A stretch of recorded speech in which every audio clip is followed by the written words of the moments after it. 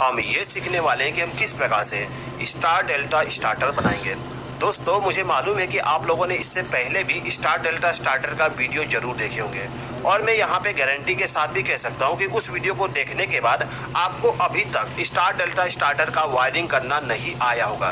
तो चलिए दोस्तों, आज के इस वीडियो के माध्यम से हम स्टार डेल्टा स्टार्टर बनाना सीख लेते हैं। ये जो स्टार्टर का वायरिंग है, इतना आसान तरीके से आपको एक्सप्लेन करूंगा कि आप कभी भी स्टार डेल्टा स्टार्टर का वायरिंग नहीं भूलोगे। चलिए दोस्तों, वीडियो को स्टार्ट करते हैं। जैसा कि आपको मालूम है कि जो हमारा स्टार डेल्टा स्टार्टर होती है उसमें हमें 3 कॉन्टेक्टर इस्तेमाल करना पड़ता है। एक कॉन्टेक्टर हमारा मेन के लिए होता है, सेकंड कॉन्टेक्टर हमारा स्टार के लिए और थर्ड कॉन्टेक्टर हमारा डेल्टा के लिए इस्तेमाल किया जाएगा।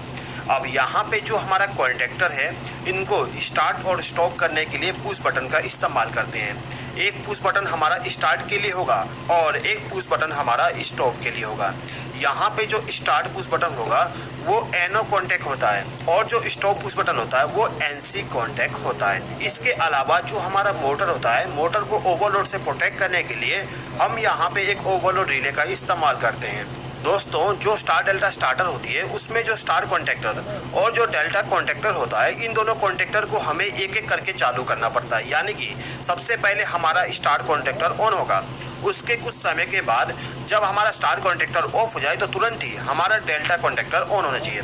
तो यहाँ पे जो स्टार कॉन्टेक्टर और जो डेल्टा कॉन्टेक्टर है, इनको चालू और बंद करने के लिए हम टाइमर का इस्तेमाल करते हैं। यहाँ पे जो मैं टाइमर इस्तेमाल करने वाला हूँ वो है टेंस कंपनी का टाइमर। यहाँ पे जो हमारे पास में टेंस कंपनी का टाइमर है, इस टाइमर का थोड़ा सा एडिशनल बेनिफिट है। क्या बेनिफिट है, चलिए एक बार समझ लेते हैं। दोस्तों, जैसा कि आप यहाँ पे देख सकते हो, यहाँ पे जो हमारे पास में टाइमर है, इस टाइमर में लिखा हुआ है स्टार डेल्टा रिले। यानी कि ये जो हमारे पास में टाइमर है, इस टाइमर को स्पेशली डिजाइन किया गया है स्टार डेल्टा स्टार्टर के लिए। ये जो टाइमर है, इसका मॉडल नंबर है ERB-YU।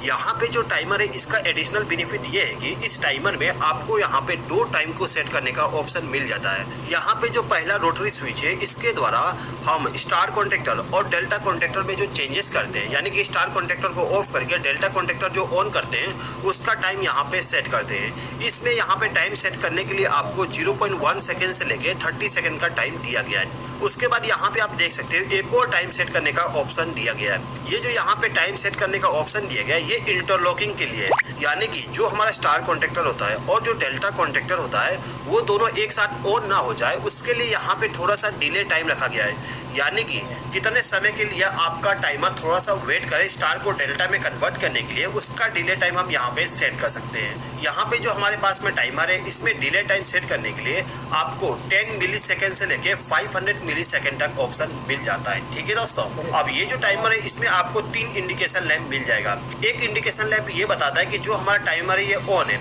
उसके बाद यहाँ पे जो हमारा आउटपुट पावर सप्लाई है वो किस कॉन्टेक्ट में जा रहा है, उसका भी इंडिकेशन यहाँ पे हमें मिल जाता है। जैसे कि यदि आपका स्टार कॉन्टेक्टर ऑन होगा तो ये वाला इंडिकेशन लैंप ग्लो होगा, और यदि आपका डेल्टा कॉन्टेक्टर ऑन होता है तो ये वाला इंडिकेशन लैंप ग्लो होता है। ठीक है, उसके बाद दोस्तों, जब आप इस टाइमर को देखोगे तो यहाँ पे जो हमारा टाइमर का कुछ डिटेल है उसके बारे में आपको यहाँ पे इंफॉर्मेशन मिल जाएगा। जैसे कि आप यहाँ पे देख सकते हो, लिखा हुआ है कॉन्टैक्ट 5 एम्पियर 250 वोल्ट AC। यानी कि ये जो टाइमर है हमारा, इस टाइमर में जो कॉन्टैक्ट होते हैं, इस कॉन्टैक्ट में हम मैक्सिमम 5 एम्पियर तक करंट को फ्लो करवा सकते हैं। और इस टाइमर को ऑपरेट करने के लिए आपको 250 वोल्ट AC पावर सप्लाई देना पड़ता है। इसके अलावा इस टाइमर में कितना टाइम रेंज मिल जाता है उसका भी आपको डिटेल यहाँ पे मिल जाता है। ठीक है दोस्तों, जैसा कि आप यहाँ पे देख सकते हो, हमारे पास में एक कॉन्टेक्टर है और इस कॉन्टेक्टर के साथ में हमने एक ओवरलोड रिले को कनेक्ट कर दिए। यहाँ पे जो ये वाला कॉन्टेक्टर है, इसको हम इस्तेमाल करेंगे मेन कॉन्टेक्टर के जैसे। तो यहाँ पे हम सबसे पहले मेन कॉन्टेक्टर का वायरिंग करेंगे, उसके बाद में हम स्टार कॉन्टेक्टर और डेल्टा कॉन्टेक्टर का भी वायरिंग करेंगे। ठीक है, जब भी हम किसी प्रकार का वायरिंग करने जाते हैं तो वायरिंग करने से पहले आपको एक ड्राइंग बना लेना होता है। जैसे कि आप यहाँ पे देख सकते हो, हमारे पास में एक स्टार डेल्टा स्टार्टर का ड्राइंग है। इस ड्राइंग में आप देख सकते हो जो हमारा पावर सप्लाई होता है, यानी कि फेज सप्लाई, वो सबसे पहले फ्यूज में जाता है। यहाँ पे हमारे पास में फ्यूज नहीं है, इसलिए यहाँ पे हम एक MCB का इस्तेमाल, सी कॉन्टैक्ट है, इसका इस्तेमाल करना है। ठीक है, उसके बाद जो पावर सप्लाई जाएगा वो हमारे स्टॉप पुश बटन में जाएगा, उसके बाद स्टार्ट पुश बटन में। ठीक है, तो चलिए दोस्तों, यहाँ पे जो हमारा फेज सप्लाई है, यहाँ से लेके यहाँ तक वायरिंग कर देते हैं। तो यहाँ पे पावर सप्लाई के लिए हम यहाँ पे 2 पोल का एक MCB इस्तेमाल कर रहे हैं। अब यहाँ पे जो हमारा एमसीबी है, इससे जो पावर सप्लाई आएगा वो सबसे पहले तो हमारे ओवरलोड रिले का जो 95 और 96 नंबर का टर्मिनल होता है उसमें जाना चाहिए। तो यहाँ पे हम एक वायर का इस्तेमाल कर लेंगे। यहाँ पे मैं रेड वायर का इस्तेमाल कर रहा हूँ, ठीक है। तो यहाँ पे जो मेरा रेड वायर है इसको मैं एमसीबी के फेस वाले टर्मिनल के साथ कनेक्ट कर दूंगा। जैसे कि आप यहाँ पे देख सकते हो, जो हमारा फेस वायर है वो यहाँ पे कनेक्ट है, तो इसका आउटपुट पावर सप्लाई हमें यहाँ पे मिल जाएगा। अब यहाँ से हमने एक वायर को कनेक्ट किए और इसको ले जाके हम क्या करेंगे, जो हमारा ओवरलोड रिले है इसका जो 95 नंबर का टर्मिनल होता है ये वाली, इसके साथ कनेक्ट कर देंगे। यहाँ पर हमने 95 और 96 नंबर का टर्मिनल इसलिए इस्तेमाल किए क्योंकि ये जो कॉन्टैक्ट होता है वो एनसी कॉन्टैक्ट होता है, यानी कि यदि हमारा मोटर ट्रिप नहीं होता तो उस कंडीशन में जो पावर सप्लाई है वो आगे फ्लो होते रहेगा, और जैसे ही हमारा मोटर ज़्यादा करंट लेने लगता है तो ये जो हमारा ओवरलोड रिले है ये क्या करता है, एनसी कॉन्टैक्ट को ओपन कर देगा, यानी कि यहाँ का पावर सप्लाई आगे फ्लो नहीं हो पाएगा, जिससे कि हमारा जो मोटर है वो ऑफ हो जाए। इसीलिए यहाँ पे हम एनसी कॉन्टैक्ट का इस्तेमाल करें। अब ये जो हमारा ओवरलोड रिले है इससे जो पावर सप्लाई जाएगा वो एनसी पुश बटन में चला जाएगा। तो यहाँ पे हम एक वायर का इस्तेमाल कर लेते हैं। ये जो वायर है इसको मैं क्या करूँगा, 96 नंबर टर्मिनल के साथ कनेक्ट करूँगा, और इस वायर का जो दूसरा सिरा होता है मैं उसको पुश बटन के साथ कनेक्ट कर दूंगा। अब यहाँ पे जो स्टॉप पुश बटन है इसके आउटपुट टर्मिनल से जो पावर सप्लाई जाएगा वो स्टार्ट पुश बटन में चला जाएगा। तो यहाँ पे हम एक वायर इस्तेमाल कर लेते हैं और इस वायर को क्या करेंगे, जो हमारा स्टॉप पुश बटन है उसके साथ कनेक्ट कर देंगे, ठीक है। उसके बाद इस वायर का जो दूसरा सिरा होगा उसको ले जाके हमारा जो स्टार्ट पुश बटन है उसके साथ कनेक्ट कर देंगे। यहाँ पे मैंने स्टार्ट पुश बटन के साथ इस वायर को कनेक्ट कर दिया। अब यहाँ पे जो हमारा स्टार्ट पुश बटन है इसको प्रेस करते ही सबसे पहले हमारा मेन कॉन्टैक्टर ऑन होना चाहिए। तो यहाँ पे हम एक वायर इस्तेमाल कर लेंगे। इस वायर का जो एक सिरा है उसको क्या करेंगे, जो हमारा स्टार्ट पुश बटन है उसके साथ कनेक्ट करेंगे, और दूसरे सिरे को ले जाके हमारा जो कॉन्टैक्टर है इसके A1 टर्मिनल के साथ कनेक्ट कर देंगे। यहाँ पे जो हमारा मेन कॉन्टैक्टर है इसको हमने फेस सप्लाई दे दी है। अब इस कॉन्टैक्टर को यदि हमें ऑन करना हो तो इसको हमें न्यूट्रल पावर सप्लाई भी देना पड़ता है। तो यहाँ पे हम क्या करते हैं, ये जो हमारा एमसीबी है इसका जो न्यूट्रल पावर सप्लाई है वहाँ पे हम एक वायर को कनेक्ट कर देंगे। ये वायर हमने कनेक्ट कर दिया। अब इस वायर का जो दूसरा सिरा है इसको ले जाके हमारा जो कॉन्टैक्टर है इसके A2 टर्मिनल के साथ कनेक्ट कर देंगे। तो यहाँ पे जो हमारा मेन कॉन्टैक्टर है यदि इसको ऑन करना हो तो इसको चाहिए फेस सप्लाई और न्यूट्रल सप्लाई। यहाँ पर हमने दोनों पावर सप्लाई दे दी है। चलिए यहाँ पे हम इसको एक बार ऑन करके चेक कर लेते हैं। यहाँ पर हमने एमसीबी को ऑन कर दिए। अब यहाँ पे हमें क्या करना है कि ये जो हमारा स्टार्ट पुश बटन है इसको प्रेस करना है। इसको मैंने प्रेस करके अभी रखा हूँ, हमारा कॉन्टैक्टर ऑन है। इसको रिलीज करता हूँ, हमारा कॉन्टैक्टर ऑफ हो जाता है, यानी कि यहाँ पे हमारा कॉन्टैक्टर होल्ड नहीं हो पा रहा।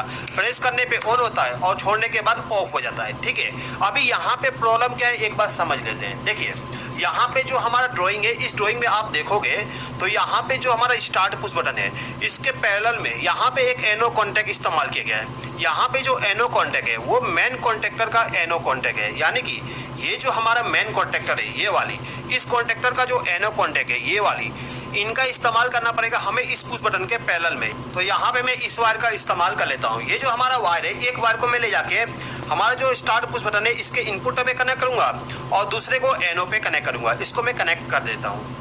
अब यहाँ पे जो हमारा ड्राइंग है इसमें जब आप देखोगे तो ये जो हमारा एनो कॉन्टैक्ट है इसके उनके इनपुट पे जा सकता है, या फिर हमारा जो मेन कॉन्टैक्टर है इसके A1 पे जा सकता है। तो यहाँ पे सबसे आसान तरीका ये है कि हम क्या करते हैं, एनो कॉन्टैक्ट से एक वायर को लूप करके A1 के साथ कनेक्ट कर देते हैं।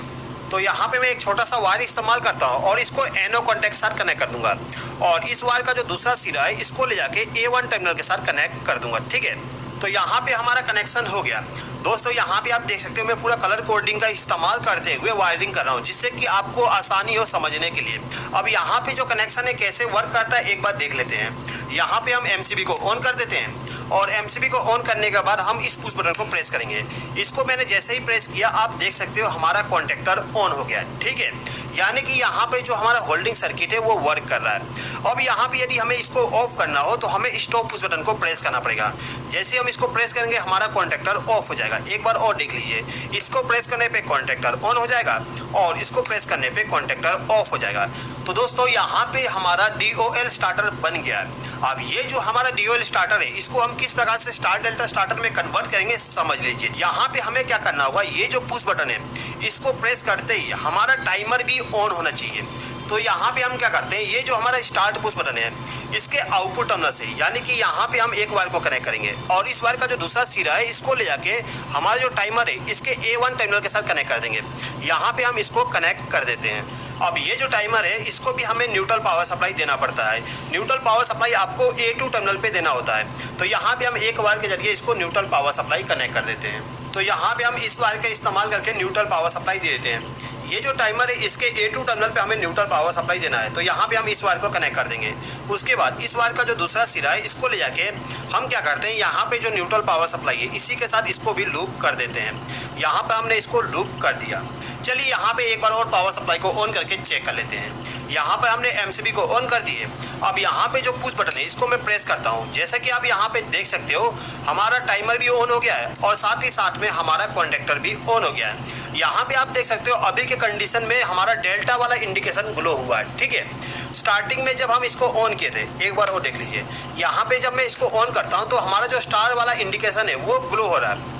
उसके कुछ समय के बाद हमारा जो डेल्टा इंडिकेशन है वो ग्लो होता है। यहाँ पे जो हमारा टाइमर है इस टाइमर के द्वारा स्टार से डेल्टा में कन्वर्ट करने के लिए यहाँ पे डिले टाइम 500 मिली सेकेंड लेगा। यहाँ पे जो हमारा टाइमर है इस पे हमने 500 मिली सेकेंड का टाइम सेट करके रखे हैं। यदि इसको आपको कम करना है तो आप इसको रोटेट करके कम कर सकते हो। ठीक है, मैं यहाँ पे 500 मिली सेकेंड ही रन देता हूँ। उसके बाद यहाँ पे जो टाइम सेट करने वाली नोब है इसके द्वारा हम स्टार को डेल्टा में कितने समय के बाद चेंज करना है उसका सेटिंग कर सकते हैं। यहाँ पे यदि मुझे 15 सेकेंड में चेंज करना हो तो मैं यहाँ पे 15 सेलेक्ट कर लूँगा। यदि इससे कम रखना है तो मैं यहाँ पे इसको कम करके रख सकता हूँ। ठीक है, अब ये जो टाइमर है इस टाइमर के द्वारा हम दूसरे कॉन्टेक्टर को ऑन करने वाले हैं, यानी कि स्टार कॉन्टेक्टर और जो डेल्टा कॉन्टेक्टर है वो ऑन होंगे इस टाइमर के द्वारा। कैसे ऑन करेंगे समझ लीजिए। देखिए यहाँ पे जो हमारा टाइमर है इस टाइमर में आप देख सकते हो यहाँ पे टर्मिनल है, 2 नंबर टर्मिनल, 1 नंबर और 3 नंबर। यहाँ पे जो आप 2 नंबर का टर्मिनल देख रहे हो ये हमारा कॉमन टर्मिनल होता है, यानी कि यहाँ पे आपको फेस सप्लाई देना पड़ता है।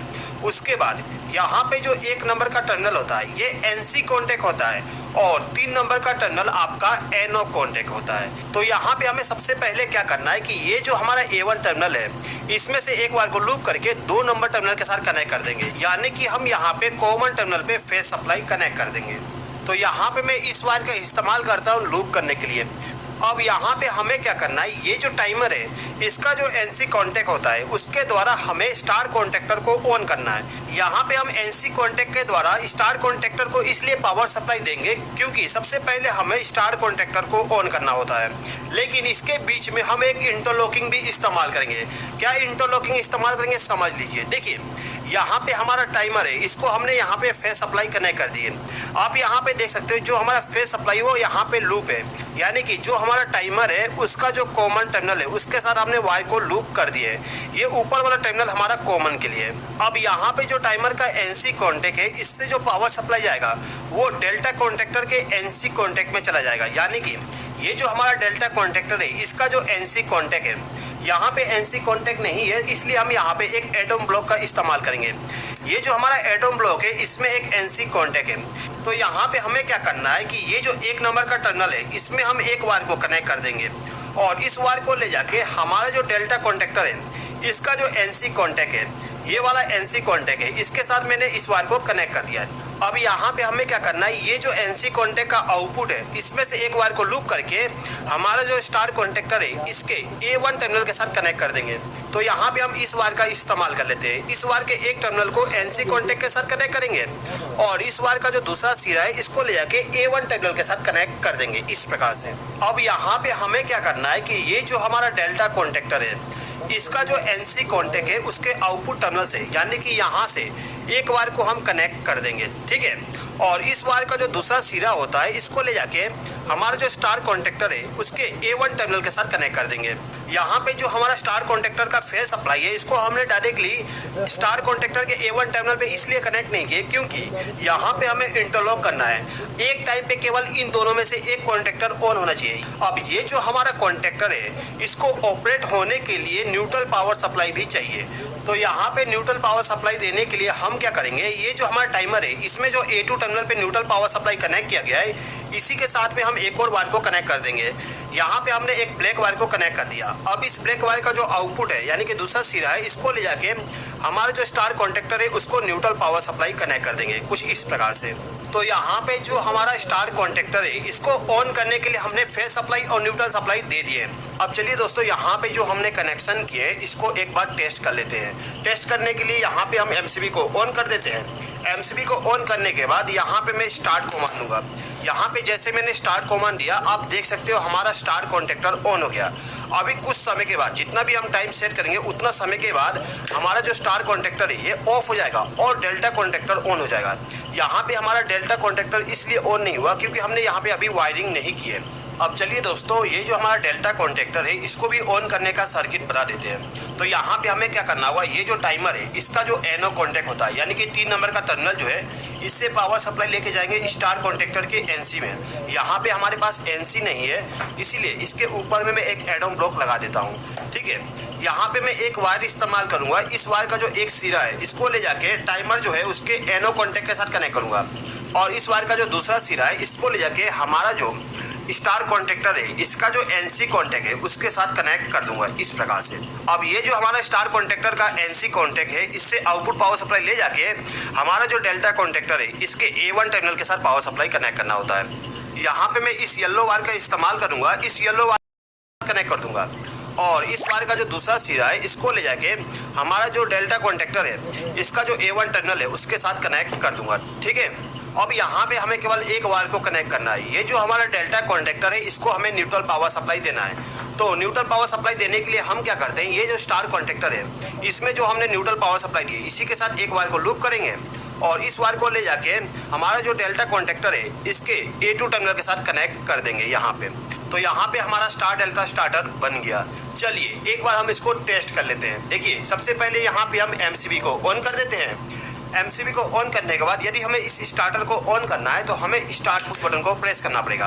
आप देख सकते हो स्टार कॉन्टेक्टर ऑन हो चुका है। ठीक है, अब कुछ समय के बाद, जितना भी हम टाइम इसमें सेट किया हूँ उतने समय के बाद में हमारा स्टार कॉन्टेक्टर ऑफ होगा और डेल्टा कॉन्टेक्टर ऑन हो जाएगा। आप यहाँ पे देख सकते हो डेल्टा कॉन्टेक्टर ऑन हो गया और स्टार कॉन्टेक्टर अभी ऑफ है। अब यहाँ पे जो हमारा डेल्टा कॉन्टेक्टर है तब तक ऑन रहेगा जब तक कि हम स्टॉप पुश बटन को प्रेस ना करें। यहाँ पे जैसे हम इसको प्रेस करेंगे हमारा स्टार्टर ऑफ हो जाएगा। ठीक है, यहाँ पे हम दोबारा से इसको ऑन करते हैं। यहाँ पर हमने ऑन किया, स्टार कॉन्टेक्टर ऑन हो गया। कुछ समय के बाद हमारा डेल्टा कॉन्टेक्टर ऑन हो जाएगा। अभी यहाँ पे आप एक चीज समझ लीजिए। देखिए, यहाँ पे जो हमने इंटरलॉकिंग किए थे इसका बेनिफिट क्या है। देखिए, यहाँ पे यदि गलती से हमारा जो स्टार कॉन्टेक्टर है ये ऑन हो जाता है, यहाँ पे मैं इसको प्रेस करता हूँ, यहाँ पर हमने स्टार कॉन्टेक्टर को ऑन किए तो हमारा जो डेल्टा कॉन्टेक्टर था ये ऑफ हो गया। ठीक है, इसी प्रकार से यदि हमारा स्टार कॉन्टेक्टर ऑन है और गलती से डेल्टा कॉन्टेक्टर ऑन हो जाता है तो उस कंडीशन में हमारा स्टार कॉन्टेक्टर ऑफ हो जाएगा। इसीलिए दोस्तों यहाँ पे इंटरलॉकिंग किया जाता है जिससे कि जो हमारा कॉन्टेक्टर है वो दोनों के दोनों एक साथ ऑन ना हो।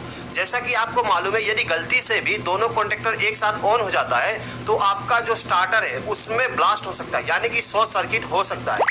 इसीलिए यहाँ पे हम इंटरलॉकिंग करते हैं। ठीक है दोस्तों, यदि आप स्टेंस कंपनी का टाइमर को बाय करना चाहते हो तो मैं डिस्क्रिप्शन में डिटेल दे दूंगा।